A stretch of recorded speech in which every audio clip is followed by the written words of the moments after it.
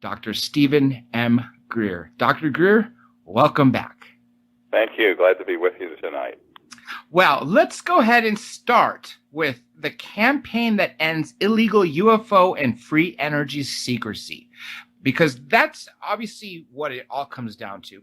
And after I saw the movie Sirius at the premiere, a friend turned to me and said, I don't think it's about the shock value. I said, no, it can't be. It's about the technology, the free energy, anything that they would be getting from these ETs visiting us, that as opposed to using fossil fuels.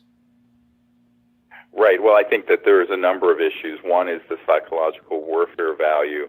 The new film we're working on, which is already broken all crowdfunding metrics for a publicly crowdfunded movie, is called Unacknowledged, and the title Unacknowledged comes from the unacknowledged special access projects, which are the deep black illegal projects that run in corporate America and around the world, and also in the U.S. government, where the people who are supposed to supervise our spending have no idea what's going on. These are completely illegal projects and outrageous. And so we call this movie Unacknowledged, and they're going to have a book that comes out at the same time with it called Unacknowledged, the same title. It's going to have an unbelievable amount of evidence and documents and top secret military whistleblower testimony from all over the world. And this is being supported by the public, and I'm very excited. We're at our 6-week mark since we launched the project, and we had a minimum goal of $500,000, and we've raised $450,000 in the first 6 weeks, which is a crowdfunding record.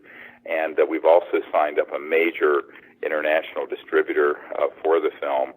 So our goal is to put so much hard-hitting material in this movie and in the book, and to get it out all over the world, that no one can deny the reality that the UFOs are real, and that there are covert programs that have these technologies that are illegally keeping them away from the public.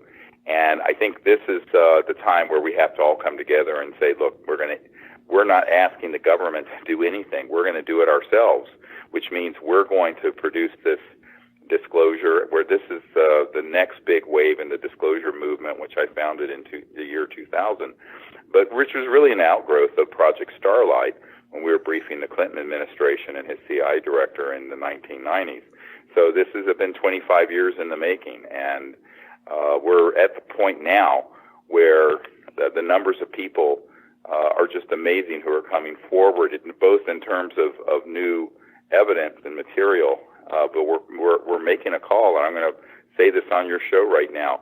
Anyone in a covert program dealing with UFOs or the technology or zero-point energy, free energy technology, who is willing to come forward in this movie should contact us as soon as possible.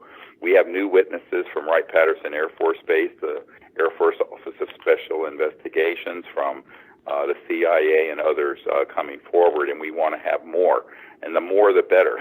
So we have set up everything so that people can provide their documents and their testimony without any risk at all to themselves for punishment for speaking, because in 1997 and 98 we proved that all of these projects were being run illegally, and we sent a letter to every agency in the U.S. government stating that unless otherwise directed, this is an illegal project, and unless you tell us otherwise, we're going to start releasing all this information and data, and that's what we did.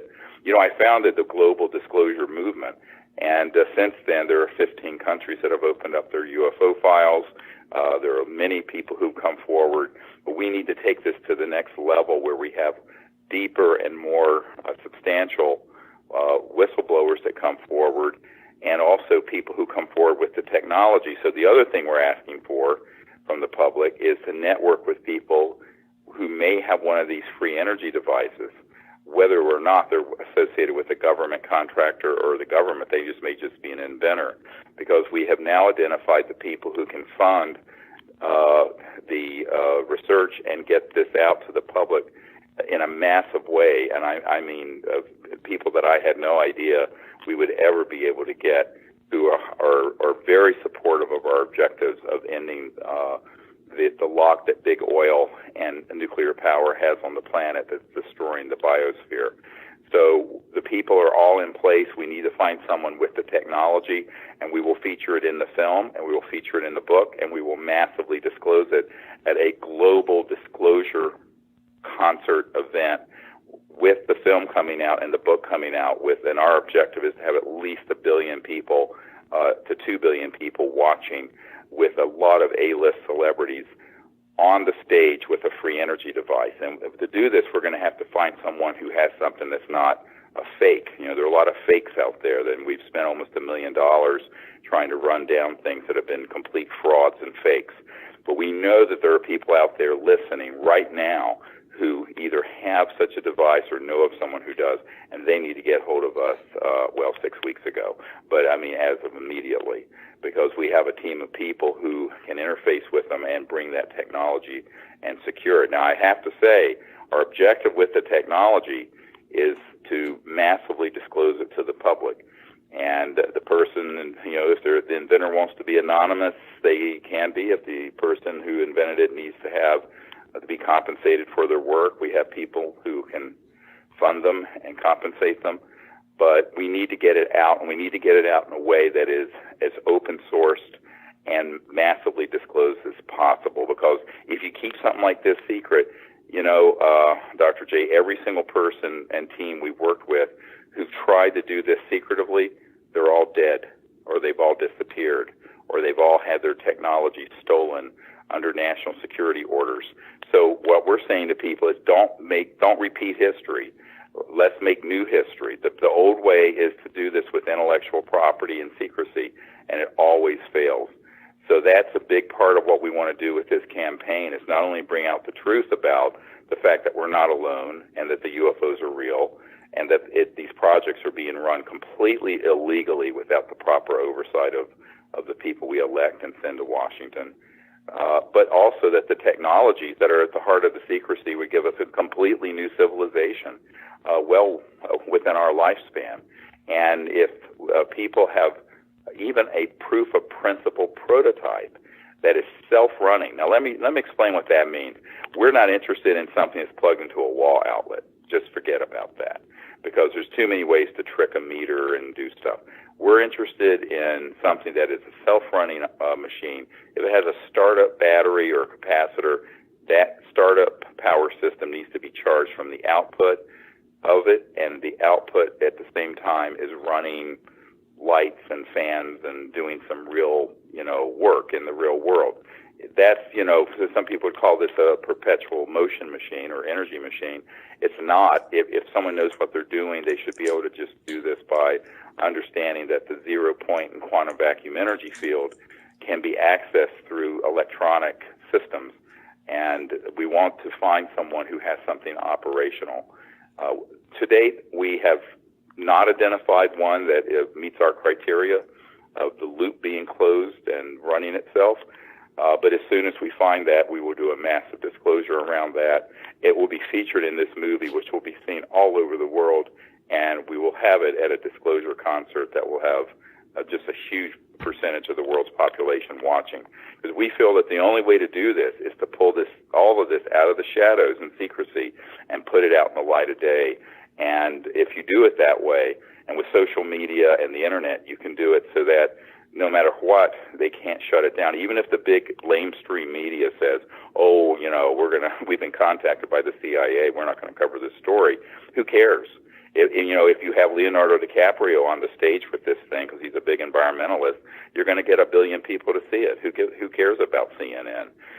So we have to do this. I think I tell people right now, the people have to rise up in a peaceful revolution and end the secrecy. And that's why we're calling this the campaign that ends UFO and free energy secrecy, not the campaign that's asking the government to do it for us, because the government is so screwed up and so dysfunctional. I've had a place in Washington for 18 years. I'm there all the time meeting with people in the government. It is so dysfunctional you can't even believe it. As much as you think it's broken, it's worse than that.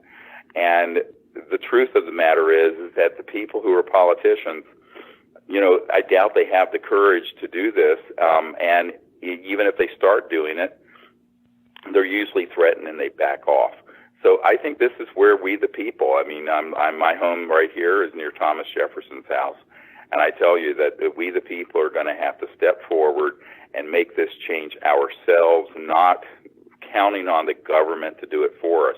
And I know for a fact we can do it, but we need to come together. And I think people should go to our website, which is SeriousDisclosure.com. It's SIRIUS, like the star, SeriousDisclosure, all one word.com.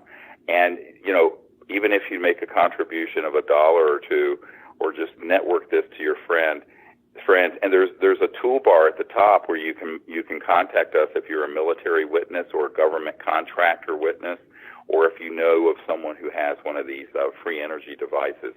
And we have a whole team of people who we've just put here in place in Virginia who are working on this full time, 17 hours a day. And we're hoping that we'll be able to bring this, all of this out late this year or early next year is our target, and bring this forward. And I think we're racing the clock here, because if you look at all the comments by Hillary Clinton and John Podesta and people who are beginning to cover, even the New York Times and CNN are covering the fact that John Podesta, the chief of staff for President Clinton and the man who put together the Obama cabinet and who we provided the briefing for Obama through, John Podesta and Hillary Clinton have both been making open comments about getting to the bottom of the UFO issue. And the question is, will they really do it this time? I think we need to do it for them, or make it an inevitability that it has to happen.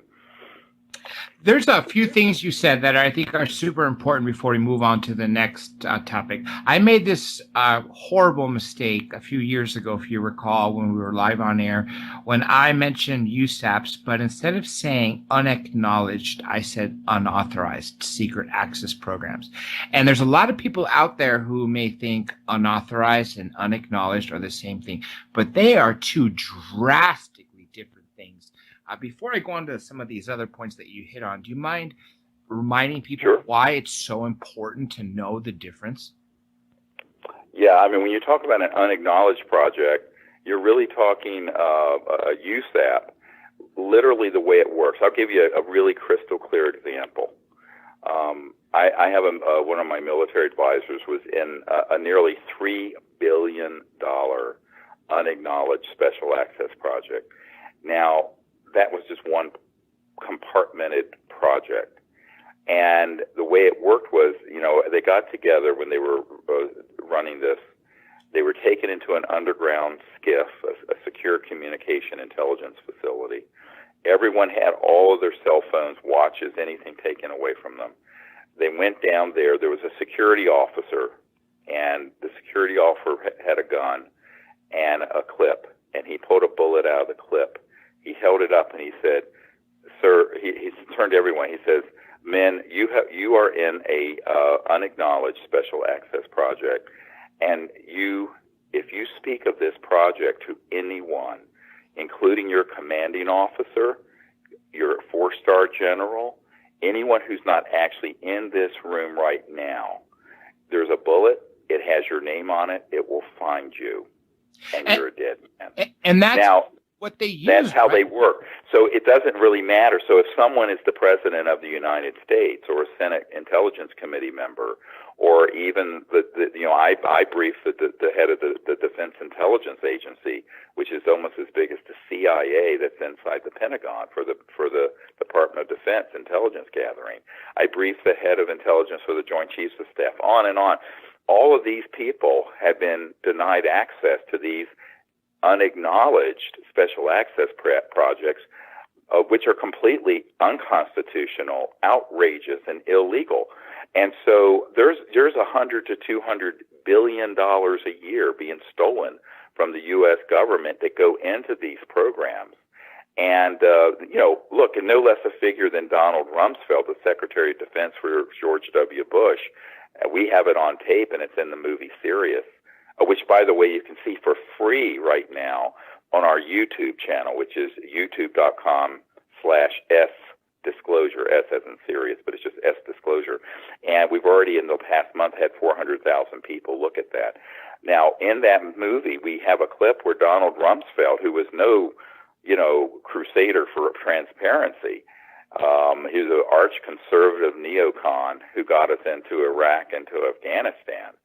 And he is saying on the day before 9/11 that there's a $2.3 trillion unaccounted for in the Department of Defense budgets over the last few years. Now I understand it's $8.5 trillion, and this is our money, taxpayer money, and it's going into these projects. And so, what we did an assessment in 1997 and 98 after I had a lot of high-level meetings, including with the CIA director for President Clinton. And we concluded these projects are criminal enterprises, like a mafia. And we wrote a letter to that effect and basically said, we are hereby releasing everyone from their national security oaths who have been involved in anything related to UFOs, extraterrestrial intelligence, or the technologies and the reverse engineering efforts. Any documents they have, fair game. Any testimony they want to provide is open source, fair game. Any materials they have, fair game. And do you know that we have up on our website at SeriousDisclosure.com a link to almost 5 or 6 dozen top secret people's testimony. Not a single one of those people have been harassed or even contacted or threatened, not legally or personally, because we have a system set up that they have all been untouchable. So what we're saying is now we need another whole wave, a huge wave of more of these folks, not just from the U.S., but from other countries as well, because the group that deals with the secrecy on this is a transnational group. It's not just in the U.S. It's in Canada, the U.K., Australia, China, Russia. It's all over the world. And we need to have people understand that they can come forward and we will be able to do this without them having any penalties under the law. Now, a lot of people say, well, couldn't they still be at risk? I said, not if they do it right. If they do it publicly and massively, people are going to be left alone. Why? Because the secret groups that are involved with this don't want to be caught in a public assassination again. They don't want to be caught in a public disaster. So, because they know that will expose them. They only have the power they have by lurking in the shadows of secrecy. And so if we do this in a massively disclosure way, in a mass disclosure fashion, with millions, and preferably 1 billion or 2 people who see it, we can bring out not only the information that ends the secrecy and the knowledge, but also the science and technology. So that the technology is proven that we can pull energy from the 0 point and quantum vacuum field, that we can run our houses and cars without fossil fuels or nuclear power, and we can start a civilization that at last becomes what Michikaku would call a level 1 civilization, where we're no longer destroying the biosphere and we can live peacefully in a just and a socially just and abundant world without damaging the biosphere. And only then are we going to be welcome to go out into space to have become part of this interstellar family of civilizations. They're waiting on us on Earth to get our act together and have been incredibly patient for the last 70 years since we shot down those craft at Roswell. And that was a shoot down. That was an electromagnetic weapon at Roswell that knocked those 2 or 3 craft down. So, and we have an FBI document that explains this, actually, which will be in this new movie. So I think people have to understand that the unacknowledged special access projects have been running amok since the 50s, completely illegally ever since Eisenhower lost control of them. And we're on solid legal ground and moral ground to bring this information out. And we need mass defections from these covert programs and people who are willing to go on the record, name, rank, and serial number, with their DD-214s, their discharge papers from the military if they were in the military, or their employment record if they were employed, who will give testimony about what they have seen or heard or worked on. And that's what we're asking for tonight. And we need people who have these technologies to step forward, who have them, if they're willing to have them appropriately verified and vetted and massively disclosed. Now, we know some people who have some of these technologies and they say, well, we want to keep it secret. I said, well, you'll keep it secret like Stan Meyer kept his things secret until he was in the grave. Stan Meyer had a toroidal donut-shaped free energy device that had a national security order on it, and he took that to the grave with him. Really? And then yes. Wow. Our team went in there and saw it, John. We saw it. And what happened is that my project was trying to get that entire archive and all those materials of just a few years ago, and a group from Michigan jumped in, had more money than we had. They bought it, kept it all secret, and then I heard in the past year that entire team has been eliminated. I wouldn't be surprised. We have a history in the United States of using people and getting rid of them. I mean, there's so many instances that can be shown. Well, the reason for it is that they all make the same mistake. They're all doing this as if they're handling a new smartphone from Apple, and keeping it secret. When you're dealing with an explosive new technology that would completely make obsolete all the oil and gas in the world, you have to develop a strategy that meets that challenge. And that's what we're doing. That's what we've done. But the problem is you get a lot of people who've been successful in business and technology, and they don't understand the deep national security state. They don't understand the cabal. They don't know what buzzsaw they're about to be walking into and the landmines that are out in front of them that they're going to step on and blow up. We do, because this is what we've been doing for 25 years. So what we want to do is be the launch vehicle for one of these technologies if someone would cooperate with us in allowing it to get launched to the world.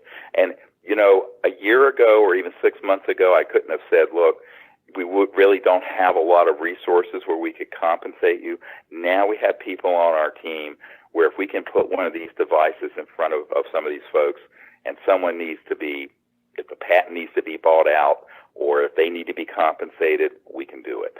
We can absolutely do it. And so this is a game. This is a huge game changer in the new energy effort, because now we have the means to actually take anything that someone has.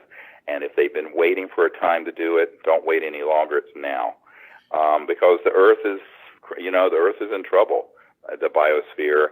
And the other thing that we're in great trouble with is, I have a big concern. The fact that the mainstream media started covering the comments of Hillary Clinton and John Podesta on this makes me think someone's pulled the trigger to do a false flag disclosure where sort of like what Werner von Braun, who invented the rocket for Adolf Hitler, said. He says they're going to hoax a threat from outer space, and it will fool everyone on Earth, and it's all a lie. It's all a big lie. And what I think is that I'm a little concerned that we need to hurry. This is,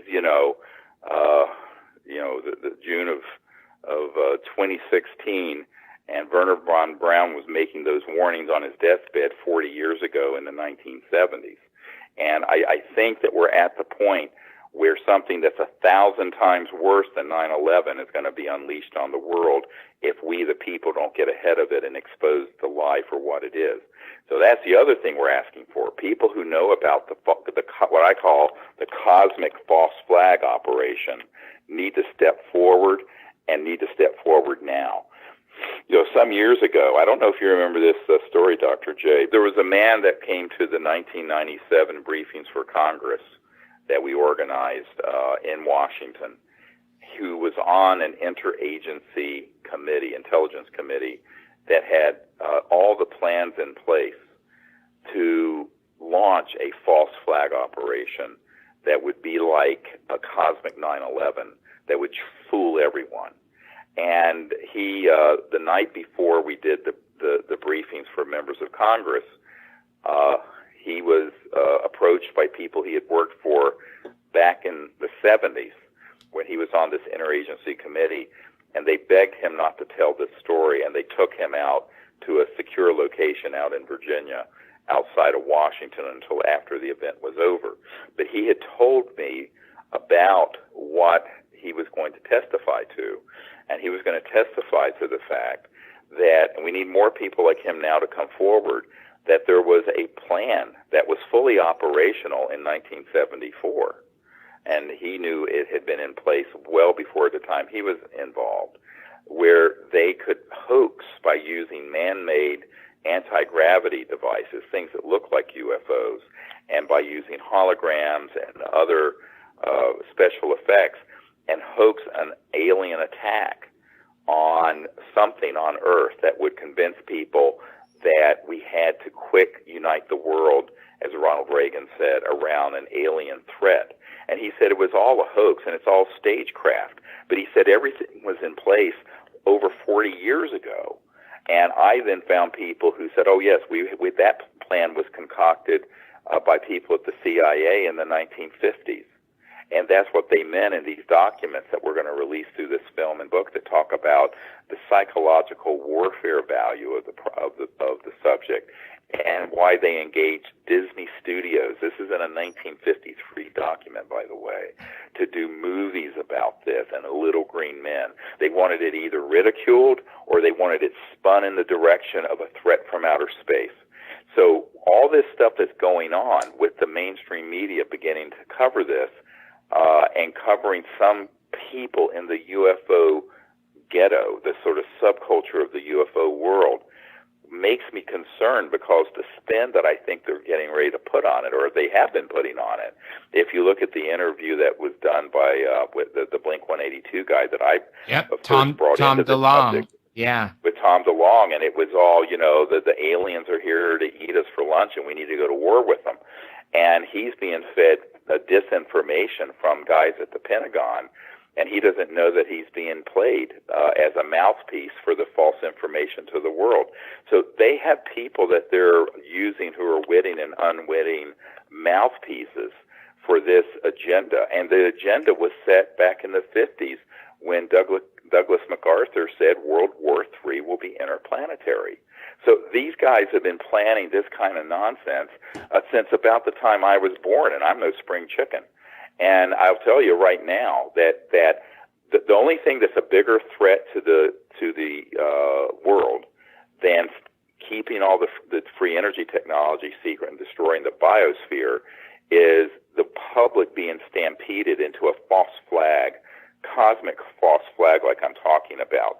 Unfortunately, there's the thinnest line of sanity between that now and that happening. And we've got to get people, we need to have more whistleblowers who have known about this before it happens to expose it. Because if it's exposed in advance, they can't do it. You see what I'm saying? Because the public will know it's a hoax. And it's so much as like this man who was the senior scientist at the Naval Research Labs, the largest Department of Defense lab in the world, who for years was on my team. He has since passed away of cancer, God bless him. He was the third, literally the third highest ranking person at the biggest Department of Defense lab in the world, the Naval Research Labs in Washington.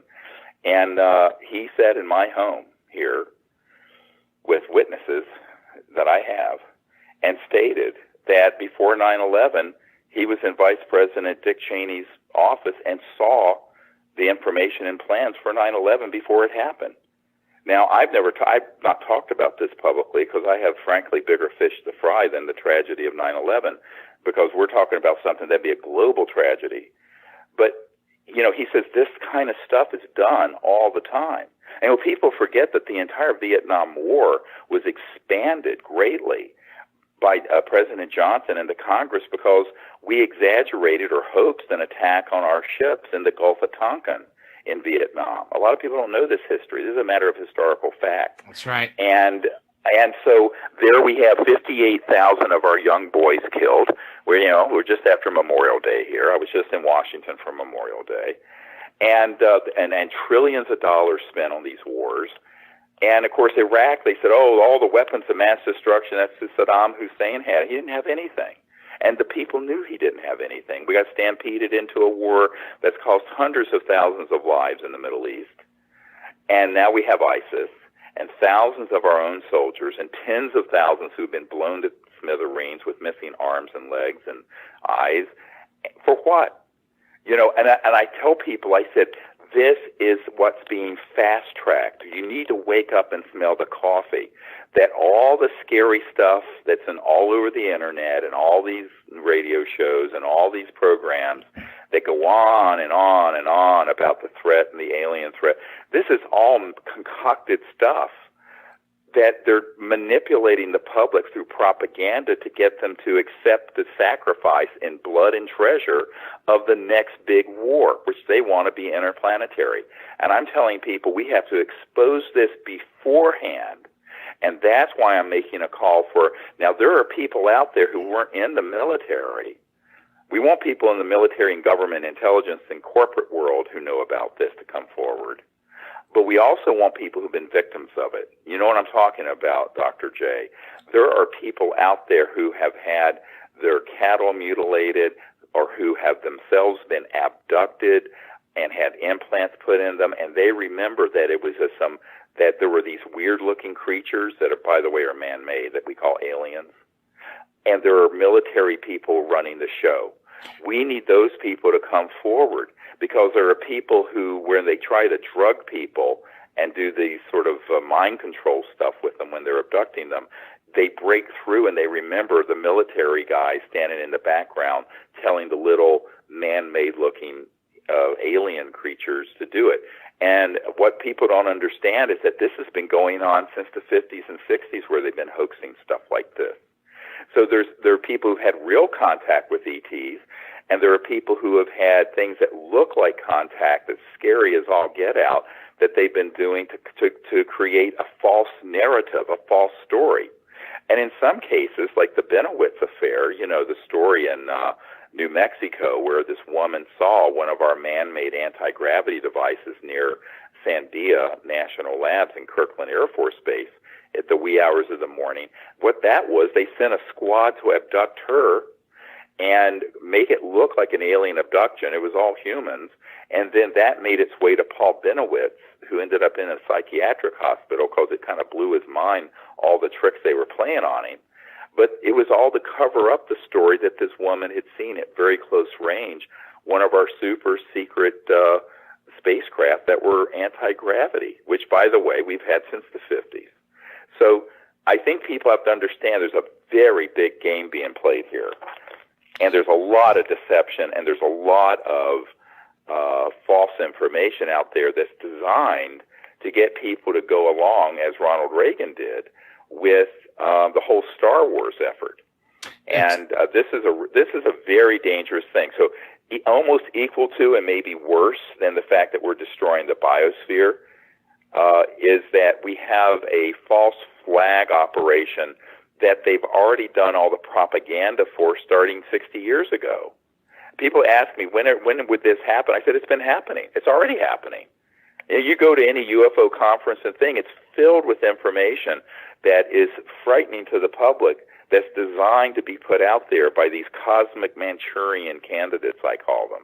And some of them are people who have been in the intelligence community, who've been in mind control programs where they're given drugs and also electronic holographic information, where they have all kinds of accounts of things going on out in space with humans and all kinds of horrible agendas. And it's all a program being run by their controllers. And this is not a science, it sounds like science fiction, I have to admit, but we need people to come forward who have an understanding that this is what's going on. So it's like the WHO when they said, we won't be fooled again. We cannot be fooled again the way we were in Vietnam and the way we were in Iraq. This is the big one. This is the one that the guy who invented the rocket for Adolf Hitler, Werner von Braun, warned us about. We can't be fooled again on this one.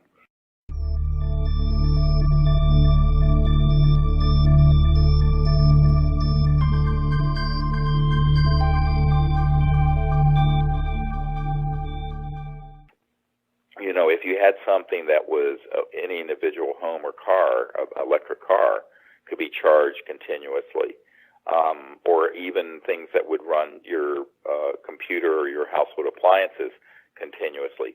At this point, anything that would prove the principle that is a closed loop running itself and puts out measurable wattage, which is power, and does real work in the real world in the classic definition of physics, then that's what we need. That's all we need, because it can be scaled up and scaled down. The key thing is to not keep it secret. Don't sit on it, because it's like these guys who sat on Stan Meyer's toroid. That was a free energy electromagnetic system that had a national security order on it. They worked on it, got it going, boom, they disappeared. And they did it secretively. They play on, here's the thing, the strength of these fascists in the covert world is that they have mastered the world of secrecy. So if you're trying to keep your intellectual property secret, if you go the patent route through any government in the world, if you do it in a way that is discreet or obscure, they gotcha. There's only one pathway out: massive open-sourced disclosure. And by open source means you're bypassing the intellectual property route. Now, some people say, well, I worked for 20 years on this, I want to be compensated. I'm telling you, we can compensate you now. But our goal is to get it out there so that the plans are on the internet, and we have so many, we're going to have 1 billion of these devices to run the, 2 billion households on the planet. You're going to need 2 billion of these devices. But we have to start somewhere. But we need something where we can prove this and get it out there so that it's no longer an urban myth. And I always say to people, free energy and perpetual motion is a misnomer, because there's a field of energy called the zero-point energy field that was proven decades ago in mainstream physics journals, and every cubic centimeter of space has enough potential energy within it to run the United States for a year. So the question becomes, you're not actually getting energy from nowhere. You're preserving the laws of thermodynamics and physics. It's just that there's another way that you're getting energy besides burning something or splitting the atom, causing all kinds of radioactive waste.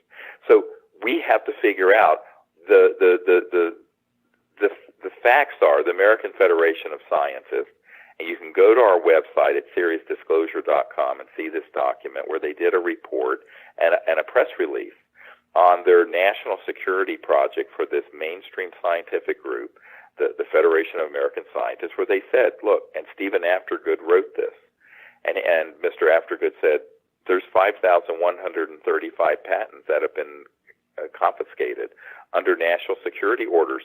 And one example he gave was in the 1970s, a solar photovoltaic cell that would create electricity from the sun that was more than 20% efficient, which at the time was revolutionary. It'd be amazing now even. And they confiscated it. And so you can't claim that was some kind of a weapon. It was competing with coal and oil. And so they seized it. So this is such a corrupt system that anybody with a great breakthrough in energy needs to understand they can't play the game of the normal business, venture capital, patent, intellectual property game. Because if you play that game, they gotcha.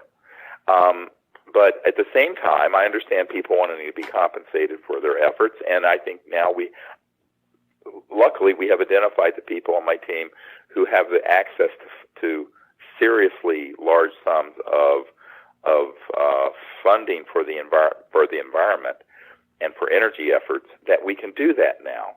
And we have a network that has exploded in the last year. Since Sirius came out 3 years ago and it went to number 1 on Netflix about 8 months ago, we have had such a huge network that's built up around what we're doing. And many of them are people that are, frankly, household names in America that want to see one of these technologies. This whole question of when disclosure serves secrecy, I am very skeptical, frankly, of a lot of efforts where they will combine the hard evidence we've put together Because, on our website, Serious Disclosure, there's dozens of top secret witnesses. There's all these top secret documents. There's all this hard evidence. And then what they'll do, they'll take it and then attach to the credible evidence a lot of discrediting material or things that really scare the hell out of the public in sort of a pseudo or false disclosure. And this has been the biggest battle we've been fighting. And I think that the public needs to have a heads up and not be fooled again if all of a sudden the mainstream media starts covering the issue, but then attaching and spinning this sort of a threat from outer space onto it. Because I always laugh and I say, look, if you can't prove a negative, but if there were overtly hostile civilizations out there, they would have cleaned our clock by the time we had detonated the first atomic bomb in 1945. Certainly by the time we started going out into space with weapons and our space exploration programs, which were a proxy for the military and the Cold War competition with the Soviet Union. I mean, they would have absolutely just said, hit the pause button. But that hasn't happened. And I think that what they're waiting for us to do, from the contact experiences my team has had for 25 years all over the world, is that they're waiting for us to become a reasonably civilized society, which is at least not murdering ourselves and destroying, creating what I call planeticide, the killing of an entire planet deliberately and with malice aforethought, which is what's happening with the environment, which is a completely unnecessary situation. I mean, there is absolutely no reason why we don't have zero-point quantum vacuum energy systems running everything, and so our environment would be pristine, 100% recycling of all materials. I mean, we could have a world that would be completely as pristine as it was, 2,000 years ago environmentally, and still have 7 billion people living on it if we stop living on it in a foolish way. And so I think that any of these civilizations from other star systems are watching this, and a lot of people say, well, why don't they intervene and just fix it? I said, well, it doesn't work that way. I mean, it's like us going to Afghanistan trying to impose Jeffersonian democracy. We, the people of Earth, have to come together and make this happen. But you've got these people who are psychopaths, who are in the big money finance world and military-industrial complex, who really have an agenda that's nutty. And the agenda is this sort of an end-of-the-world apocalyptic view, because they don't understand anything. And they also want to be able to control the masses through fear. Because if you look at it, whether it's been through religious leaders or political leaders or what have you, it's demagoguery. It's fear that people respond to. And now what they're trying to do, and I've been watching this for 25 years, is to have someone else to demonize. I grew up in the South in the 50s and 60s and early 70s when there was still blatant racism and black and white water fountains, believe it or not.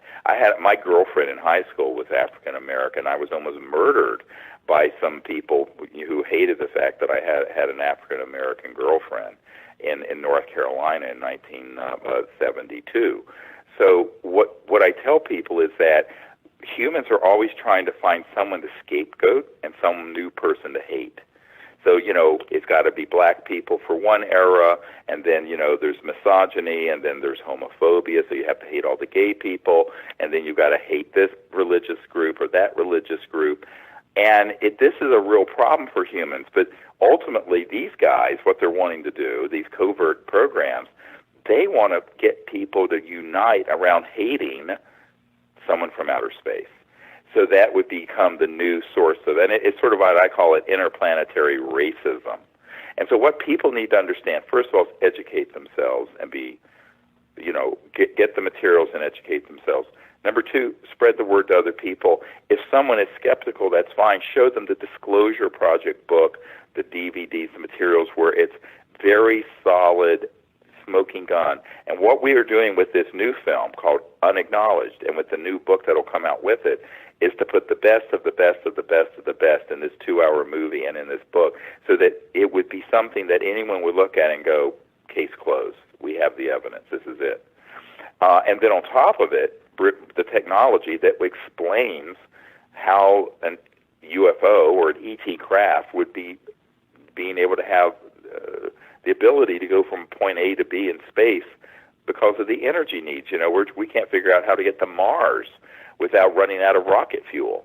So I think that people have to understand that technology not only can explain how UFOs function, but it also will give us a new civilization on this planet so that we become acceptable to other civilizations in space that are waiting for us to behave in a civilized fashion.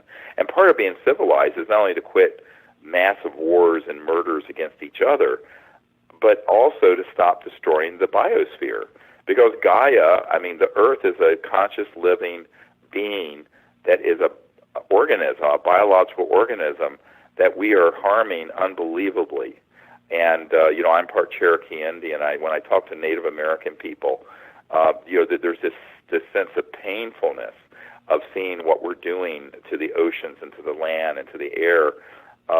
That's completely avoidable. This is 100% avoidable. If we didn't have any alternatives, I'd say, well, it's a consequence of the Malthusian problem of billions of people living with 1800s era fossil fuel energy systems. But we have had technologies that could give us a civilization that would be prosperous and just and abundant and clean for the better part of 100 years. This goes way beyond the modern UFO era, back to the early days of Tesla and even before Tesla. And unfortunately, the people who have so much power in the centralized banking financial system and petrodollar system and oil and what have you, they don't want to see this change happen. 100 years ago, they didn't want to see it, and they don't want to see it today. But we, the people, have to rise up and say, too bad, you've had 150 years of dirty industrial global domination. Now it's time to move on to a new civilization on Earth, and we're going to make it happen. There have been weapons in space since 1965, at least. I have a top-secret source who, in the mid-'60s, was involved in that. And, the extraterrestrial civilizations are, many of them are hundreds of thousands to millions of years technologically more developed than we are. And, clearly if they wanted to solve the problem here, they could do it. But again, it would be an external imposition, so they're not doing that. Now, what the question about contact with CE5, the Close Encounters of the Fifth Kind, is that any interstellar civilization, let's be clear what I'm talking about here, a civilization can go from one star system to another at multiples of the speed of light. By definition, they are also transdimensional. So there's no concern about going through a debris field because they can dematerialize in one point in space and reappear at another point in space, passing through other dimensions. And this is all done electronically, by the way. So you're not dealing with something that's simply accelerating through space, because you have to go beyond the speed of light to go from another star system to here. Because if you were anything less than the speed of light, it would take way too long to get here. So you're not speeding up and going through debris fields or anything else. At the same time, there is a global positioned weapon systems that when these ET craft appear, they are targeted and they are sometimes hit. And this is what Lynn Stringfield in the 90s called the crash retrieval syndrome, where there were so many cases where these reports of ET craft that were targeted and crashed using electromagnetic weapon systems. And this is true. We have more than one Disclosure Project witness who has been party to retrieval operations. Now, this means that when we're doing the diplomatic effort that we're leading called the Close Encounters of the Fifth Kind Initiative, we have to understand transdimensional physics, transdimensional sciences, and how objects disappear at one point and reappear in another. I'll give you a great example. We were just in Arizona in a remote area on top of a mountain outside Tucson about a month ago. And when we were there, we had a number of events happen where objects would literally, they didn't fly in from space. They would just materialize right over us very briefly and then dematerialize. And then they would start doing all kinds of strange things through our electronic detectors, our magnetometers, our radar detectors, our laser detectors, our camera systems that would record. So there are all kinds of phenomena that attend a transdimensional civilization because they're able to drop out of linear space-time and go to another dimension and then reappear at another point in space-time. Also remember, they can be completely resonating beyond the speed of light where they're not visible to the naked eye or to any camera, and yet they're right there hovering right above you. And every once in a while, one of our digital cameras or an ultraviolet or infrared camera will capture them, and it's astonishing, these photos we have. But with the naked eye, you see nothing whatsoever. So a lot of the training I do to people is to bring people into the real space age, meaning the interstellar space age. And when you talk about interstellar, you're talking about beyond the speed of light. When you're talking beyond the speed of light, you're talking about a physics dealing with energy that is beyond the speed of matter and light. And therefore, you're talking about a whole new understanding of phenomenon that happen. But it means that they can appear, they could be out near the rings of Saturn and then have a craft appear hovering right in the field beside us. And it might be seen by everyone for 10 seconds, dematerialize, and all you'll see will be something that looks like a hologram or like a ghost-like object that is moving around and is communicating with everyone in our contact group. Many enlightened masters have been able to materialize, dematerialize objects, levitate, bilocate, all these. So these are well known. If you study the Vedas from the ancient Vedas from the Himalayas, you really get into this whole idea, what have been called siddhis, S-I-D-D-H-I-S. And I teach this at these week-long retreats that I teach, where people get a full course in the siddhis and the ancient Vedic knowledge of consciousness, but also of where mind and matter interface. And this is another part of what needs to be disclosed. When you're dealing with interstellar civilizations, they're not using cell phones and radio waves at the speed of light like we're using right now. They're using technologies that interface with coherent thought. So you think to the device and it is actuated, something it turns on or does something. And in fact, this is what Dr. John at Princeton and Adam Curry, who is in the film Sirius and who I just recently have met with, are developing. They're developing lamps, for example, where you can think a color and it'll turn that color, and using random number generators that interface with consciousness and thought. So even in the human overt sphere, never mind what covert programs have, this is being looked at very seriously and scientifically. And I think that, the work of Dean Radin and the Goswami and Dr. John at Princeton, there are a lot of people who are doing things in the laboratory that we're doing basically, let's call it clinically, out under the stars.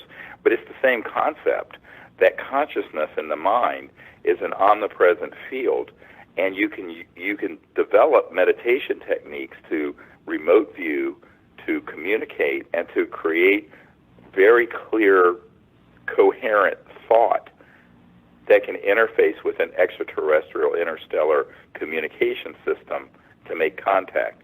And that's part of what we do. And of course, this blows people's minds because most people don't understand how their smartphone works. But this is actually very simple if you understand the fact that the conscious awareness whereby everyone is awake is actually a singularity. And actually, Erwin Schrödinger, the father of modern quantum mechanics and particle wave theory in 1908, Erwin Schrödinger said this. He said the total number of minds in the universe is one. It's a singularity. So this is the true singularity, and everyone has that within them. And so through meditative techniques, you can access that expanded state of mind, remote view, and then use thought to connect to interstellar communication systems and make contact. And in fact, that's what we do with the CE5 initiative. When I first started bringing this out in 1990, a lot of people thought, this is kind of crazy. Can this work? And now we have thousands of teams all over the world doing it and having extraordinary experiences. But some of the experiences don't conform to like a Star Trek movie, because you have to begin to understand, how does an interstellar civilization interface, A, within a planet like ours that's become very armed, both in space and on the Earth with weapon systems tracking them, and B, how do they want us to understand a transdimensional interstellar reality? They're expecting us to get to a point in our own understanding where at least we're not Neanderthals, where we understand the nature of our true self and consciousness, but also the science of consciousness and the advanced electronic systems that exist that are interstellar, that allow for communication and also teleportation again across vast distances in space. And they're not traveling they're not communicating using a radio wave or a microwave or anything like that. Those are all traveling at the speed of light. It's much too slow. And look, even a nearby planet, at 1% of the distance through our own galaxy is 1,000 light years. If it took at the speed of light, it would take 1,000 light years to communicate home, and another 1,000 light years, 1,000 years to get a signal here. So you're talking about 2,000 years at the time since the birth of Christ, just to say hello, how are you, and the other end to say fine, thank you very much. So when you think about this and begin to understand it, you go, well, it makes complete sense that while some people would relegate all of this discussion to mysticism, it's not. It's the new science.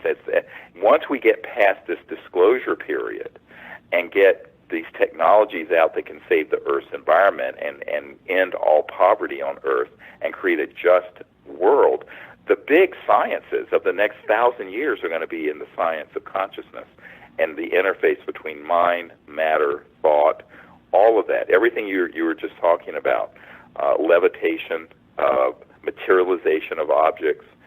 The human capability is unbelievable and has been demonstrated throughout human history. And right now, most people are just trying to scrape by a sort of a primitive existence. But that's a type of enforced macroeconomic slavery that's the result of the ignorance that has been enforced on the planet by these folks who do not want the public to become enlightened and have free energy and not be dependent on Big Brother or Big Oil or Big J.P. Morgan Chase Bank. I think you have to understand that when disclosure comes out in a way that is positive and truthful and brings out with it the sciences and technologies, all these big players who are, have amassed, and we're not talking billions, forget Bill Gates, we're talking hundreds of trillions of dollars in assets in these corporations and banking empires. Those are all going to become irrelevant because every single home and village will be self-sufficient. See, that's where we make a transition from a level 0 civilization, which is what we are now, to a level 1 civilization. Welcome back. As always, we have an incredible show for you. Back by popular demand, one of the most requested speakers and lecturers and a true revolutionary and pioneer in ufology, the one and only Dr. Steven Greer. Dr. Greer, it's a pleasure to have you back on. Great to be with you. It's amazing because every time I speak to you, we learn something new. Now, there's several things I want to talk to you about, but literally just a couple of minutes before we connected, someone literally wrote a question, and I was hoping we can direct that question to you from the listener. I'm going to read it word for word. This is from Renee in Tucson. Dr. Greer, Have you given up on government as a source of official disclosure? That's a great question, actually. And, there's a big backstory. We'd probably talk for the whole hour to get her informed as to what the background really is to that. And here's what I mean by it. I've been doing this for about 25 years. And between 1992 and 2001, when we launched the global disclosure movement at the National Press Club in Washington, D.C., I had spent an unbelievable amount of time briefing the most senior people in the United States, Europe, all over the world, in government, members of Congress, and what have you. And what we were asking for in the early days, now you have to take this in perspective. I'm working full-time as a trauma doctor, emergency doctor. I have 4 little kids. I'm shuttling back and forth from North Carolina up to Washington, doing briefings for the CIA director, for the head of the Defense Intelligence Agency, members of the Senate Intelligence Committee, etc. So in the early days, what I was wanting to do, and this is also how Lawrence Rockefeller got involved when he realized what we were up to, was to put together the best available evidence we could, and for me to find firsthand government witnesses, astronauts, cosmonauts, CIA people, KGB people, and put them together and get their information and get their documents and get the evidence for the fact that we're not alone in the cosmos, we're being visited, and that there are very secret projects mishandling it. And that the hope was, during the transition from Papa Bush, George W.'s dad, who had been head of the CIA back in the 70s, and Bill Clinton, who became president in 1993, January of 93, during that period, there was some thought that there might be an opening, and particularly because the Cold War had just ended, that they could put a fig leaf on the secrecy about UFOs, blaming it on the exigencies of the Cold War, even though that was never the reason, and come out and come clean and end the cover-up and all of that. Well, actually, President Clinton was very open to that concept, and certainly his CIA director, R. James Woolsey, was, as were many other people. But the problem became with someone actually wanting to take the steps to do it. So I spent personally an enormous amount of time putting together this initiative. As you know from the Associated Press, AP sued the Clinton Library and got the original Project Starlight documents, which was the name of this operation prior to the Disclosure Project, which I founded in the year 2000. The Project Starlight documents, there was one that was a letter signed by me and astronaut Edgar Mitchell and cosmonaut Marina Popovich and all kinds of people, basically recommending that the president take this seriously and change it. Of course, and Lawrence Rockefeller was very supportive of this. Now, I think his brother David Rockefeller of Chase Manhattan Bank was less amused, but Lawrence was the philosopher of the family and very, very favorable to this. But he was getting a lot of flack from his nephew, who was Jay Rockefeller, who was the chairman of the Senate Intelligence Committee, and other people in sort of the mainline world of secrecy. So Lawrence, however, really was a white hat in this, or wanted to be, but he didn't want to push too far. So we took the lead. Basically, I took the lead in providing the briefings and putting together the evidence and the people. And we thought, if we put the best evidence together and provide compelling reasons why the president and his national security team, as well as key people in the Congress, should get behind ending the secrecy and bringing this information out and the technology and with all of that, that perhaps they would do it. Well, the problem is, having been basically doing this for multiple presidencies, what I have concluded is that the political class are in two big problems. The biggest one is that they actually don't have access control over these projects. Now, what do I mean by that? Just because you've been briefed on them doesn't mean you control them. Don't conflate those two things. Those are very different things. And what I discovered, to my absolute shock and horror, was that the President of the United States, as well as his CIA director, as well as the head of intelligence for the Joint Chiefs of Staff and the head of the Defense Intelligence Agency, and the members of the Senate Intelligence Committee I personally met with, like Senator Dick Bryan from Nevada, where Area 51 is, none of them knew anything. And when they asked, they were basically lied to. In fact, Senator Claiborne Pell, who was the chairman of the Senate Foreign Relations Committee, which when I met with him, ironically, I said, Senator, you have been deprived of dealing with the ultimate foreign relations issue. And I pointed to the stars above our head. We were out on a patio in California. And he looked at me and he said, Doctor, I believe you're right. I said, yeah, I am. But he also told me that he had made inquiries through official channels and never gotten any answers. But none of these people felt that it was bogus or that there wasn't something going on. But that it was just an ultra-black project, what we later came to know as an unacknowledged special access project that is not acknowledged to anyone who's not in that compartmented operation. So the problem became, okay, they're interested, they're kind of supportive, but as the CIA director said to me, how do we disclose that which we don't have access to? You get it? So the problem would become, if it was done that way, it would create the largest, most severe constitutional crisis since 1776, and I am not overstating that. So the politicians really don't want to touch that third rail and get electrocuted.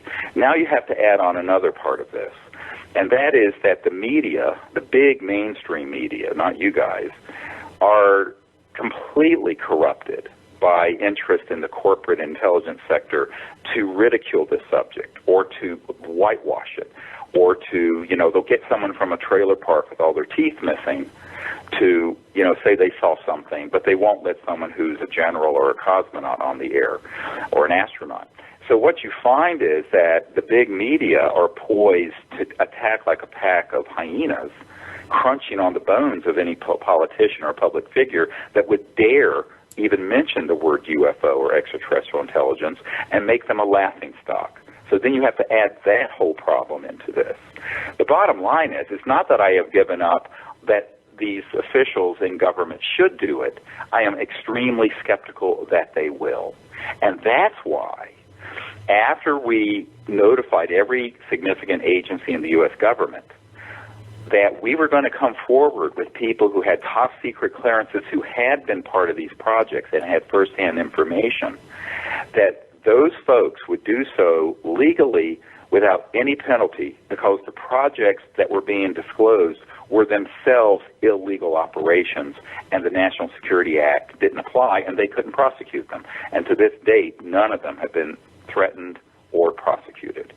Very different, say, from Edward Snowden, who disclosed projects which, even though they were horrible, those projects were being briefed to the president and to the key members of the House oversight committees and the Senate oversight committees. So what you have with the UFO issue is something that Eisenhower warned about that's gone completely off the rails, that is a completely illegal operation, and which the president does not control, nor does anyone in the Congress. This means that you basically have this fourth branch of government. You have your executive branch with the president, you have your legislative branch with Congress, and you have your judicial branch headed by the Supreme Court. Well, there's this fourth element, let's call it. This fourth element pretty much does what it damn well wants, and if you get in their way, you're lucky if they don't just flat out kill you. So after I had put all this stuff together, a good friend of the president, of Clinton's, came to my house and said, look, they're very supportive of what you're recommending, but they're concerned that if the president pushes on this issue too much, he'll end up like Jack Kennedy. And I started laughing. I mean, I literally laughed out loud at the table with my children. And this man said, no, we're not kidding. And I couldn't believe he wasn't joking. And I said, well, Kevin, we need to talk about this some other time, not around the children. And so what I learned is that the fear is really palpable, because even if they had the courage to do it, there are these other things that would be set loose if they started moving in that direction. So there are an enormous number of problems with, let's call it, the authority figures that the people look to, and I think they shouldn't be looking to them for disclosure. What I have said since 2001 is that we, the people, are going to do disclosure. We're going to ask that there be support from the government and Congress, and that's fine. But the likelihood they're going to do anything is the likelihood of a snowball surviving in hell for more than a nanosecond, because they're simply not in a position to get access and control the projects they would like to disclose. And that scares the hell out of them, frankly. The fear is palpable. So this begins to raise the question, how is this going to happen? I said, well, it's going to happen by exactly what we're doing. We, the people, need to network to other people who've been at Lockheed Skunk Works that make all the super-secret UFO-type anti-gravity devices with their underground base called the Cube near Edwards Air Force Base. There, I named it for you. And the folks who are the contractors out at the Great Proving Grounds near Provo, and the people who are underground in the facilities near the Nellis Range, and Alice Springs in Australia, and people who have worked in some of these compartments in the Pentagon and the CIA. I mean, there are people there, and get them to come out in a second wave of mass disclosure by the people doing it. Now, would at some point there be, if enough people did that, would there be an impetus to where even the New York Times and the Washington Post and the other outlets that always ridicule this subject would have to take it seriously? Perhaps. And at that point, you might get official endorsement of this from people like the President and senior members of the Senate and House and what have you. But I think that for them to do it without there being that kind of massive groundswell of public pressure and, frankly, disclosure of further and further detailed information that's corroborated, not one person telling a great story, but multiple people come forward and corroborate it, preferably with evidence, documents, photos, material if they can, and that's actually what we've been calling for. Now, a lot of people are scared to death to do that. I mean, I know the first meeting we had in California at Asilomar near Monterey in 1995 of these disclosure witnesses, the fear was palpable. In 97, when we were getting ready to do briefings for Congress, there was more fear palpable. There were more witnesses. There were more of these military people coming forward. And what we found, however, is that if you get them, a bunch of them together like we did, and this is what we pioneered, then they feel safer because they're not doing it as lone wolves. They're doing it as people working with other people who understand that they're doing it patriotically, because the operations keeping this information secret are themselves unconstitutional, illegal, and are destroying everything that America stands for. And so that is what has to be explained to people in those projects and organize them to come forward. So that is what we have done, and that's what we've been working on. Now, of course, that needs to happen, and I think what I've called for in my 2015 New Year's message is for this to happen and to get quickened. And so anyone who is one of these military or contractor government witnesses should contact us. There's a place at our website, SeriousDisclosure.com, for witnesses to write in. Now, we're not interested in secondhand, thirdhand. We're not interested in people who can't have some corroboration of what they would be saying, at least a DD-214 or something to show they were in the military or employed by some contractor at the time that they saw what they saw. So, we have to vet them. But that's what we did with our initial 110. If you go to our website, by the way, SeriousDisclosure.com, we've got more than 6 of these witnesses up on our website. Anyone can see for free. Just go there and look at it. But we need to have more of that. Now, if enough of that happened, John, then you might see something. But I do not think that the people need to understand how this has happened and the backstory of disclosure, because this is not known by the public very well. And I'm actually going to do a whole afternoon seminar in Washington, probably in March, and people can sign up to come to it if they want. Our website has a free newsletter. We have no advertising on the site, and you can get this for free. Just put your email address in, SIRIUS disclosure.com. And what I'm planning to do is go through an entire background of how Disclosure Project got launched and what really happened behind the scenes, because it's an amazing story. Now, you can just get from the few highlights I've shared. And I think that people need to understand that, because they need to understand that it's not as if we didn't get hundreds of thousands of people to fax and write to their members of Congress in 2001, well, before 9/11 happened, and that we didn't have direct information going to the president and the CIA director and these key people. And by the way, this project, the Disclosure Project, is the only project that's ever actually done direct meetings with people at that level of government. And in fact, last year I met with 120 world leaders on an island off the coast of Australia discussing these issues. But getting people to stick their necks out when they kind of realize that, oh my God, I'm going to be exposed as the emperor that has no clothes. I mean, I don't care if you're the Minister of Defense of Australia or the President of the United States. And this is what Eisenhower was warning us about when he said the secrecy of the military-industrial complex was becoming so complicated back in 1961 when he left office. And that President Eisenhower said this is becoming a threat to our way of life and our democracy. And he was right. He was 100% right. Something you mentioned a little while ago literally is a good transition to what we're going to go into next. And literally, you took it out of my brain. The fact that the government, we shouldn't be holding our breath for POTUS to make an announcement that we've been visited, but rather we have to take it into our own hands. The reason why I mentioned you as a pioneer when I introduced you is because you were talking about consciousness well before any of the other researchers were. And I'd like to say that I'm very proud to see that a lot of people have finally picked up on the realization and the importance of consciousness, such as, Dr. Edgar Mitchell, Sixth Man on the Moon, Paula Harris, even Grant Cameron and Colin Andrews now focus on consciousness. And right. you can't separate science and consciousness / spirituality, because that is the missing link. And this is what the segue that I was going to take it to. You produce events where you're teaching people the protocols for CE5, Close Encounters of the Fifth Kind, human-initiated contact. And you are creating ambassadors around the world to hold these global events so we can take it upon ourselves.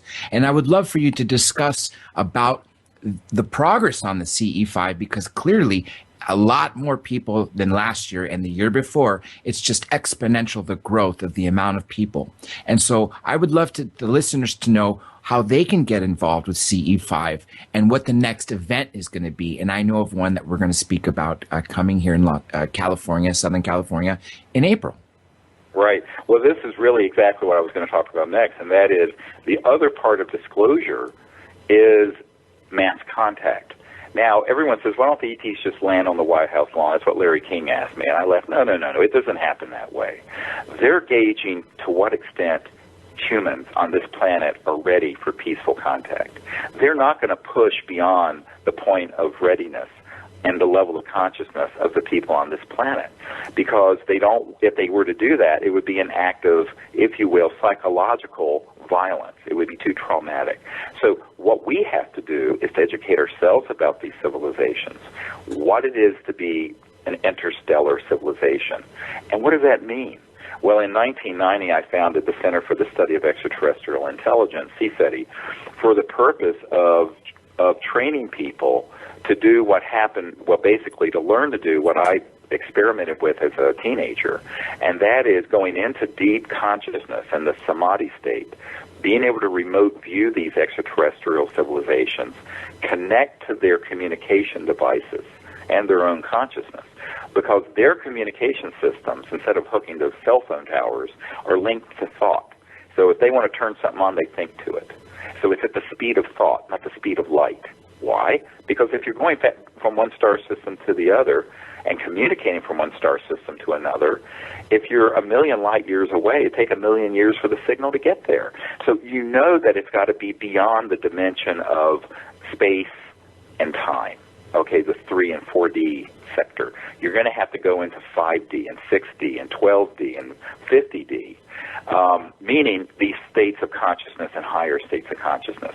And anyone who actually knows and looks at the astrophysics, frankly, scientifically, of what it would take to become an interstellar civilization, and those are the ones we're talking about being here, know that you would have to have mastered not only going beyond linear space and time transdimensionally, but also communicating that way. Well, guess what? We may not have devices that advanced. I mean, most people are happy to have an iPhone or a smartphone, but which is really a piece of junk, frankly.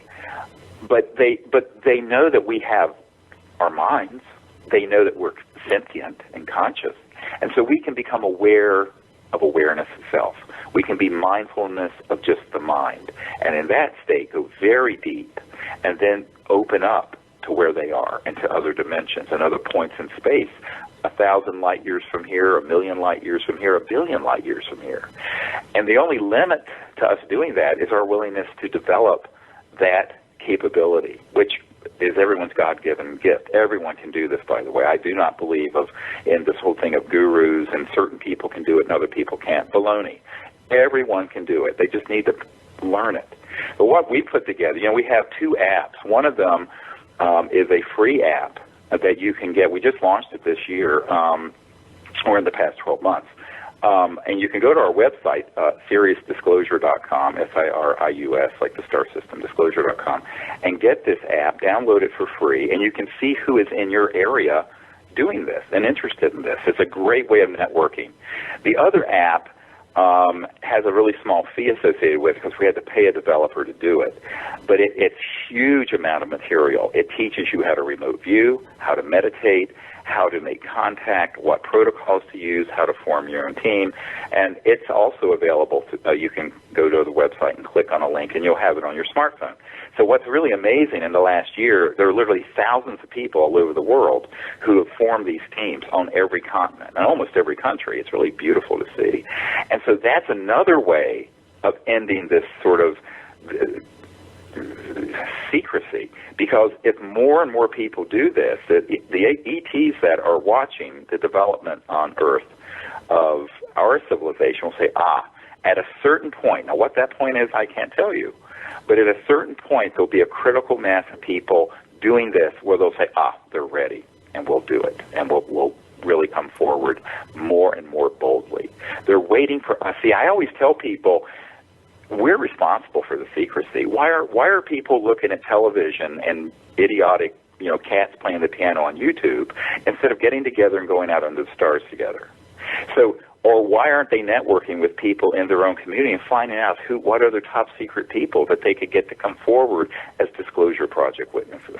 So my message is that of empowerment, not only for direct contact by we the people to the ETs, let's bypass the government, but also disclosure, let's bypass the government. Now, as a consequence of that, at some point in the future, when that'll be, I don't know, the government of this country and others will absolutely have to deal with the issue, because it will reach a critical mass of data and experiences and sightings and what have you, that it'll reach a breakout where the intelligence community and even the mainstream media that is basically pimping, and they're basically they're an asset of the intelligence community on key things. Anyone who thinks we have a free press when it comes to really sensitive stuff is incredibly naive. I mean, I've seen it firsthand too many times.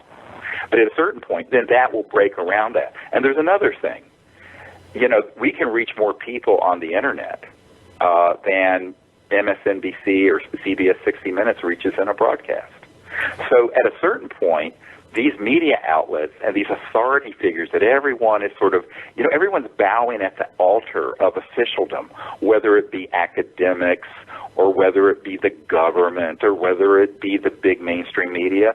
My attitude about that is, well, they're kind of making themselves irrelevant, because we, the people, can organize, and we can do contact, and we can do disclosure, and we can bring out these technologies also. That's the third part of the project I run.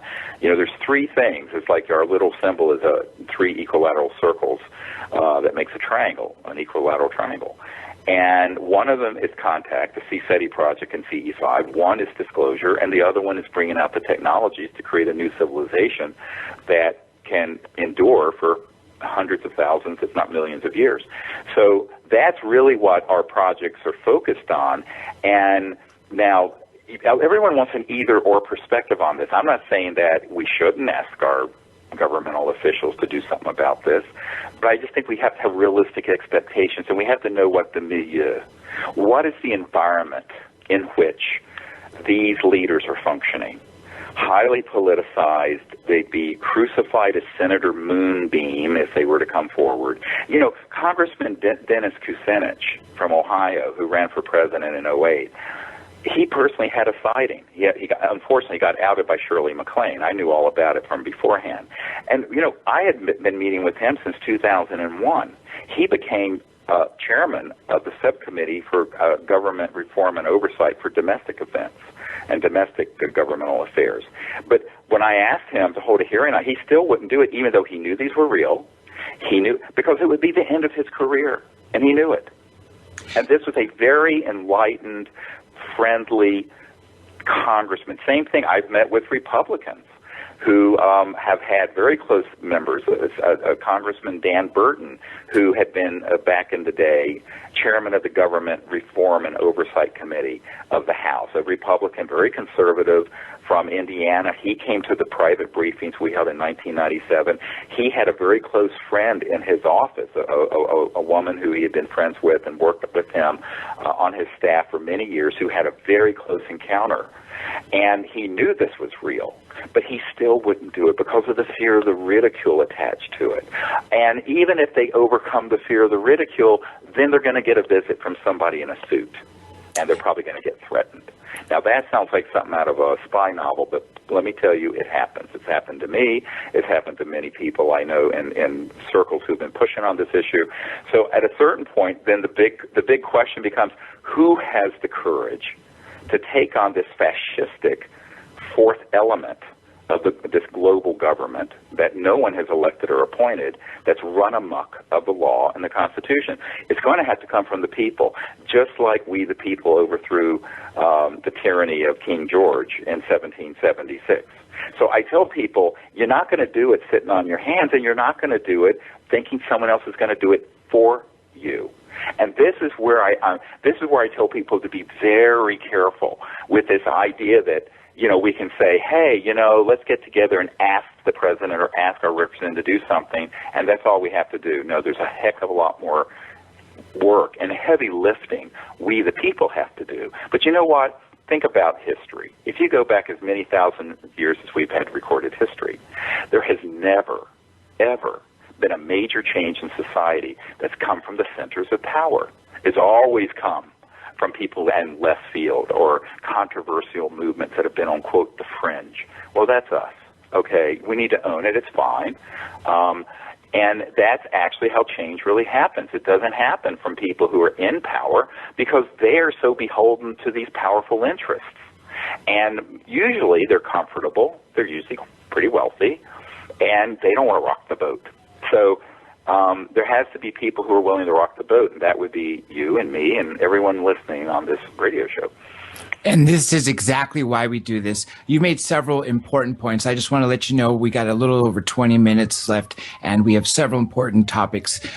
First of all, about Kucinich, you're absolutely right. The poor guy, when he was on a debate and he mentioned about his sighting, he was just taken down. And the people that are visited when they talk about this publicly, you're right. They're scared to speak after these visits, and some clearly disappear.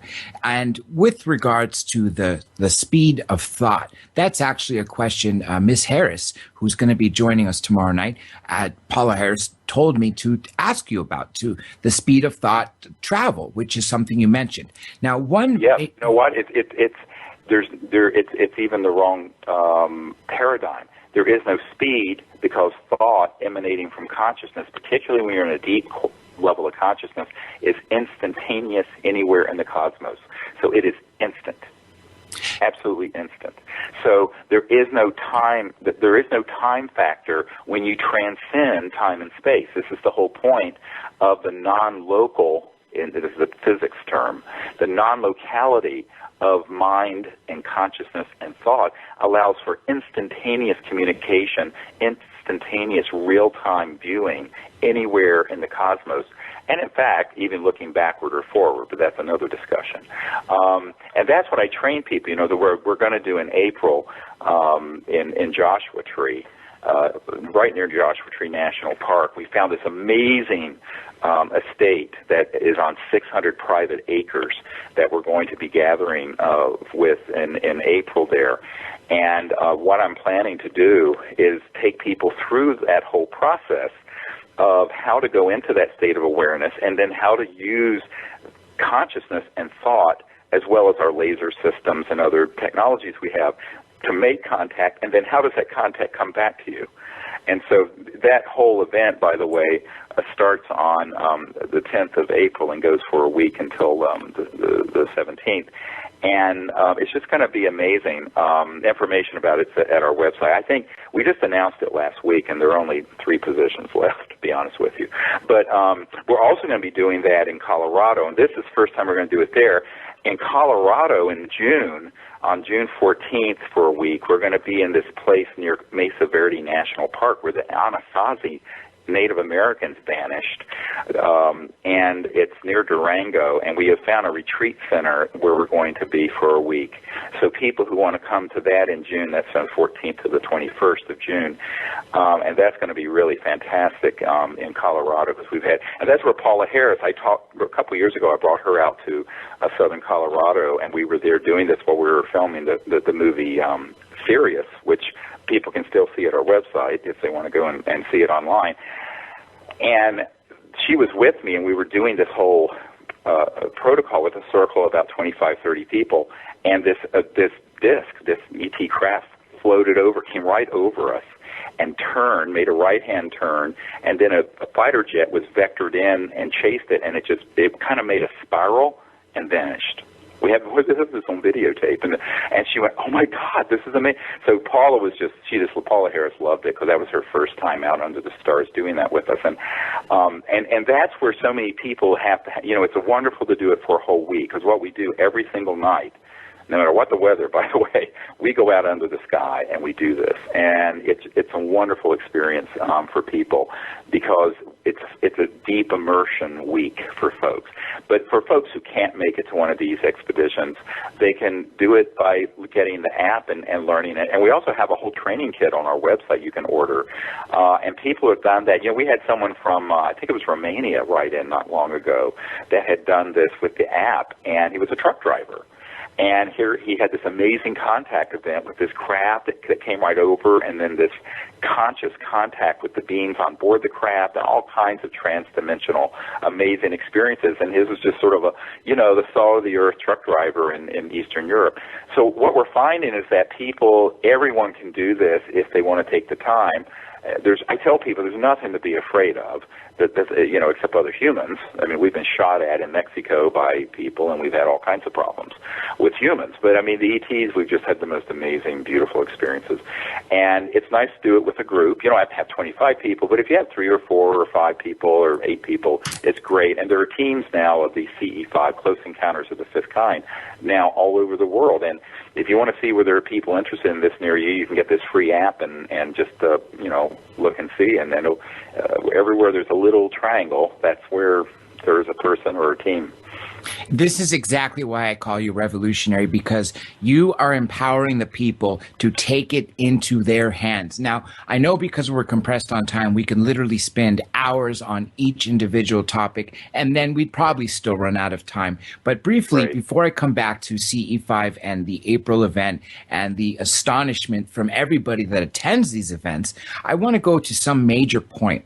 And I've been wondering for years, why are they hiding the extraterrestrials from us? Well, do they think we can't handle it? And it was at the Sirius premiere in Los Angeles. I think it was your scientist, correct me if I'm mistaken, Adam Curry. Is that his name? Gary Regardless. Nolan. Gary Yes, Nolan. yes, Yeah. yes. We were speaking afterwards, and I realized it's not about us not being able to handle it. It's all about the technology. The governments want to keep us in check. They don't want us to have the ability to have free energy or anything that they can't charge us with. And that's what you really brought to the table in my mind to wake up the world, on top of all the amazing things you've done with the Disclosure Project and, of course, CE5. And I was wondering if for a few moments we can talk about the technologies. Well, this is really where the rubber meets the road. If you go all the way back to the Wilbur Smith top secret document from Canada from 1951 or 50, it's right in that early 1950s period, it talks about the fact that there was a top secret team headed by Dr. Vannevar Bush, who headed up the atomic bomb Manhattan Project in World War II, and some other people who were working on the modus operandi, the technology, propulsion, and energy systems behind the UFOs. This is an undisputed, official, top-secret document that accidentally got declassified some years ago. We have it, and it's up on our website. Go look at it. So I tell people who are skeptics, I said, it's all there. I mean, I don't say anything that we can't establish. So you have to think, in this document, it literally says that the secrecy surrounding that project that was studying how the UFOs operate was more top secret and sensitive than the development of the hydrogen bomb. Not the A-bomb, the hydrogen bomb. Remember, a hydrogen bomb's like 100 atomic bombs. It's the ultimate doomsday weapon. And we hadn't even detonated the first hydrogen bomb until 1952. So this document was before then. And so the reason for it is because if this technology were to come out, it would be the end of all oil, gas, coal, centralized utilities, power lines, car engines, train engines, boat engines, anything that uses something that you burn, or nuclear power plants that split the atom to create heat to boil water. It's just basically a big steam engine. It's all a nuclear power plant is. All of it would be obsolete. And by the way, so would solar and wind. So you're talking hundreds of trillions of dollars in commodities and assets that we've rendered obsolete. So now we're talking about a revolution in the macroeconomic. This is what Paul Hellyer, the Minister of Defense of Canada, and I, when I first did my first press conference with him in Toronto years ago, before almost anyone knew about him, he and I had a private conversation at his home, and he said, yes, he was trained really as a macroeconomic theorist, and he said, it must be, and he had never thought of this either. And I said, well, with all due respect, the Honorable Paul Hellyer, as Minister of Defense, was left out of the picture on this, just like others have been. But I said, this is the reason you were lied to. Because if this were to be known, why would anyone need oil or coal or any of this stuff? Now, the problem goes back before even, say, Roswell. It goes back to the early 1900s, and late 1800s, when Faraday and Maxwell, and then people like Tesla were experimenting with very high voltage systems that at certain frequencies and resonances will create a vector into what's called this zero-point energy field. And guess what? You get more energy out than you have to put in as a human. There's still conservation of the law of physics because there's an energy field that's virtually infinite called the zero-point field and in the quantum vacuum. So now, what's interesting is that back then they didn't really have experimental data to explain zero-point energy, but Professor Casimir decades ago proved it. This is, again, was in mainstream physics journals. So why are we still burning oil from Exxon and Saudi Arabia? Very good question. Well, that is the $600 trillion question, John.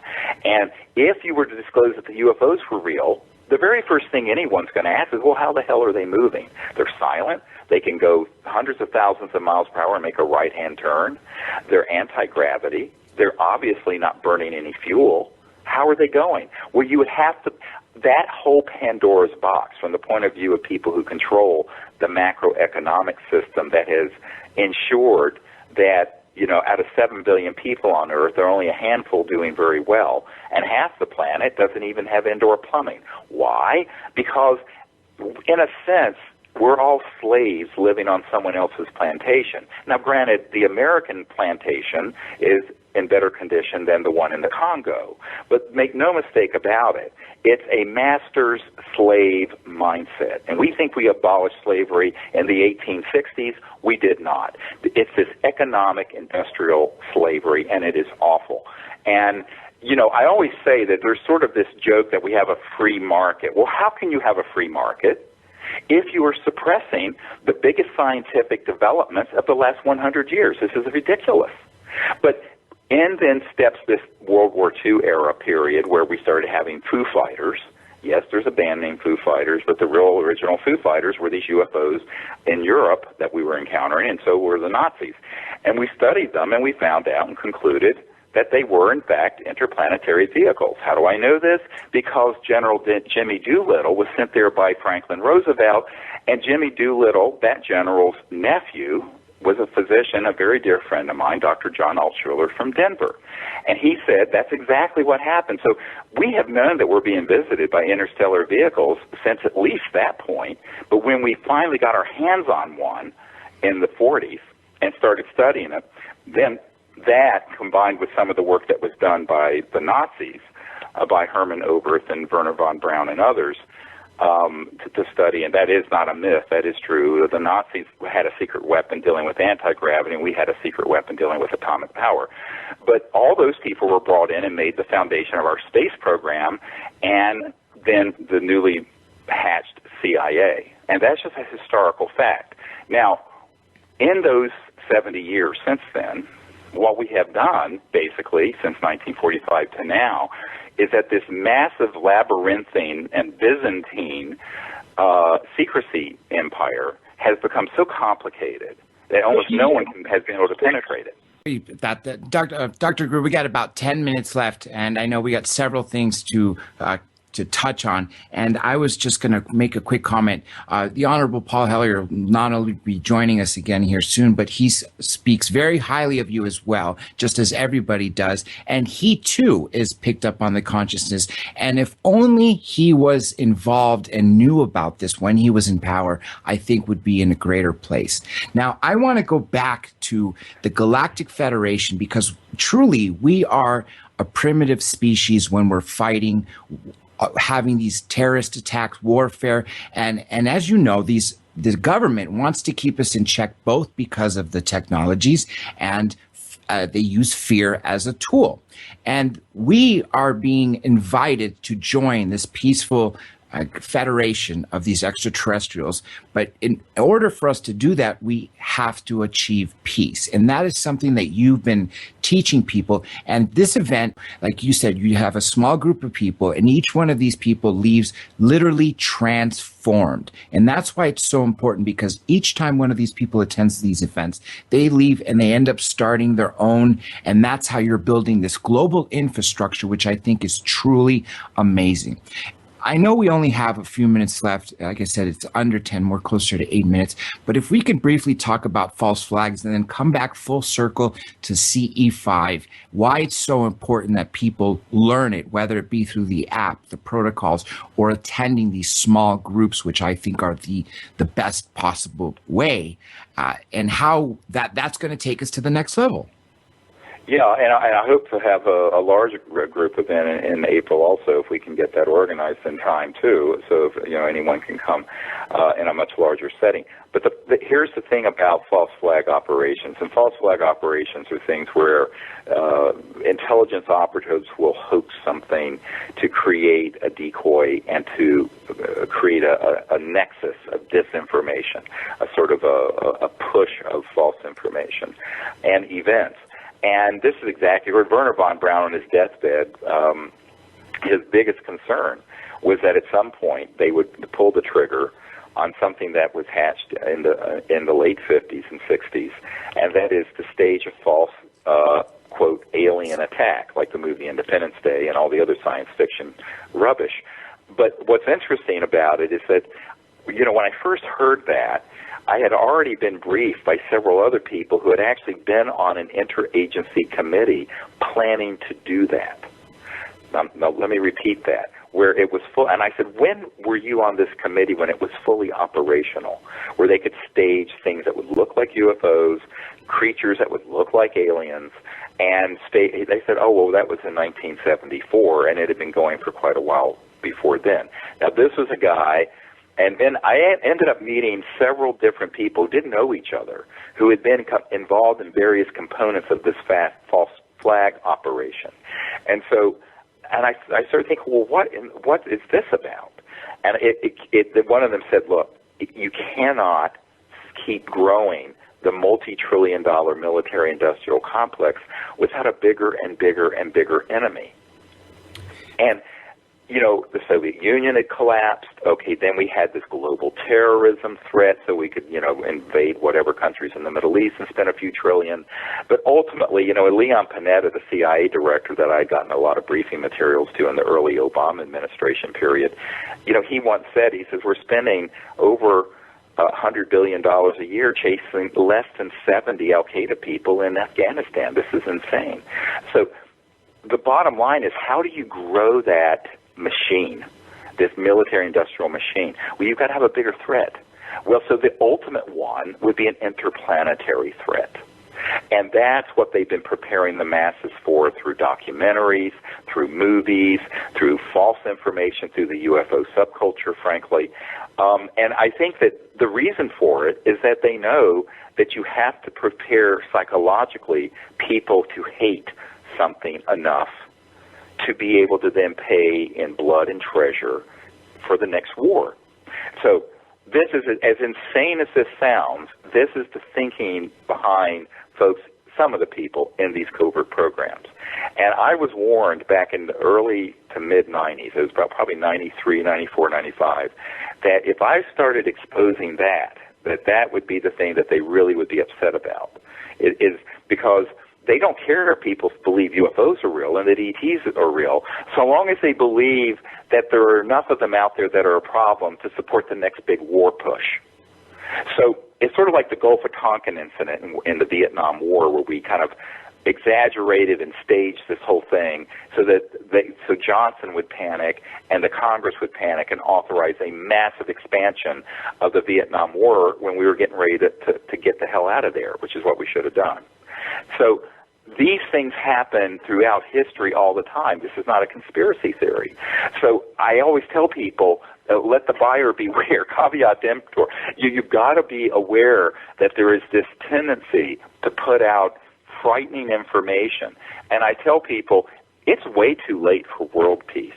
We have to have universal peace, because we've squandered 100 years where we should have had world peace, and now we're in this situation where we're poised to become interplanetary. So we have got to get our consciousness to a point where we cannot be manipulated. It's like the old song from the 70s, we won't be fooled again. We cannot be fooled again. And unfortunately, now this is my own take on this, the majority of people who get involved in the UFO subculture do get fooled again, because there's so much information out there that is frightening, when I think the really thing we need to be frightened of is the degree to which we are manipulated with fear. No one's talking about that. And I think this is the thing that keeps me up most at night, is the extent to which people can be stampeded into something like we were in Vietnam, or for that matter, Iraq. When obviously there were no weapons of mass destruction there, and we knew it. But we still, everyone got stampeded into it because of what happened on 9/11. So now the question is, could there be a cosmic 9/11?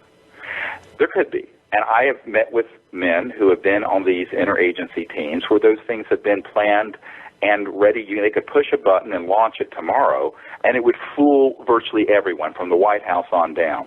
So I think the public needs to be not fooled again. And so, I always tell people, you got to put a light there where this sort of dark, sort of crazy ideas keep festering and kind of it's sort of like the Wizard of Oz, where you have the old guy back there, scaring the bejeebies out of one, and then they finally pull the curtain back and it's this old crudmudgeon. Well, that's a lot of this. The whole fear that people have about aliens. Believe me, if you've got the ability to travel from one star system to another and they were hostile enough to hate us, it'd be over. It wouldn't be like one ufologist, they've been warring over Earth for 290 million years. Really? With what? Clubs and machine guns? I said, come on. We're talking about civilizations that are capable of interstellar transdimensional travel. The technology associated with that level of sophistication, you could terminate all life on Earth in a nanosecond. It would be point, set, match, and frankly would have been when we detonated the first atomic bomb if these ETs were truly hostile. Now, this does not mean that all these civilizations are particularly like what we're doing, but I don't like what humans are doing 90% of the time. Come to my emergency department on a Saturday night and see all the stabbings and gunshots and strangulations and horrors and rapes. I mean, humans have a lot of growing up to do. So it doesn't mean, however, that they are overtly hostile to the human race and Earth, but they're very concerned. Here's what I think people need to flip the question around. What are they concerned about here? I think they're concerned about humans developing these technologies and becoming an existential threat to other star systems. That's what I think the concern is. I would have to agree. We're down to the last little over a minute or so. I can't stress the importance for everyone out there listening of taking CE5 lessons and literally taking disclosure into your own hands. Dr. Greer, like I said, you are a true revolutionary and a pioneer, which is why so many people are following you, and you're leading by example. And I was hoping you could spend about a minute and a half or a minute or so giving people one final message, and of course, one more time, where to find you. Yes, if people really want to drill down on all this information, there's just thousands of pages of it at SiriusDisclosure.com, SIRIUS Disclosure.com. And if you want to find out, what are the projects we're going to be doing in your area or what have you, just sign up on, there's a free newsletter and email list. You can put your email address in. We do not sell it or share it. And, you'll then be in the loop. If you want to become part of the CE5 contact teams, there's a free app where you can network with everyone in the world that you can get on the website. And then there's an app that's a training program that you can do that puts all this on your smartphone, actually turns your smartphone into a magnetic field detector so that when ET craft are approaching or even in another dimension and nearby, it'll start going off and altering the magnetic field. It's amazing technology, and it's very, very inexpensive. And then if you can come, to these events in Joshua Tree in April or the one-week training programs or the one that we're doing in Colorado in June, that's a really great experience for people who can get time off work and make it out there and join us. It's a small group. It's only 25 people, and it's an amazing experience for folks. I strongly recommend everybody out there listening, go to SiriusDisclosure.com. Dr. Greer, it is always a pleasure.